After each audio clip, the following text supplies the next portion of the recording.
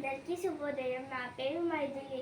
నేను ఈరోజు అయితే మీకు ఒక కథ చెప్పబోతున్నాను. ఆ కథ పేరు ఏడుగురు యువరాజులు.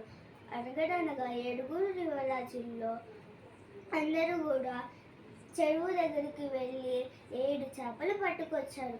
దాంట్లో ఉన్న చిన్న యువరాజు ఒక చేప ఎండకపోవటం గమనించాడు.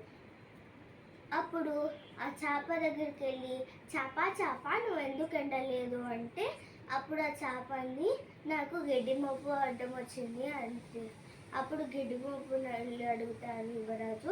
గడ్డి మోపు నువ్వు ఎందుకు అడ్డం వచ్చావు అంటే ఇప్పుడు గడ్డి మోపు అంటుంది నన్ను ఆవు తినలేదు అంటుంది. అప్పుడు ఆవు దగ్గరికి వెళ్ళి యువరాజు ఆవు నువ్వు ఎందుకు గడ్డిని తినలేదు అని అడుగుతాడు. అప్పుడు ఆవు అంటుంది నన్ను ఆవుకి మేతేసేవాడు నాకు గడ్డి వేయలేదు అంటుంది.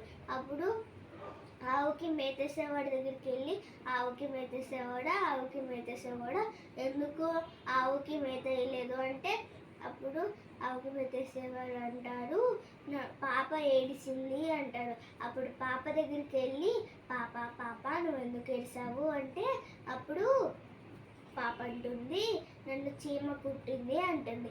అప్పుడు చీమ దగ్గరికి వెళ్ళి యువరాజు చీమ నువ్వు ఎందుకు పాపని కుట్టావు అంటే నా పుట్టలో వేలు పెడితే నా కుట్టనా మరి అంటుందంట.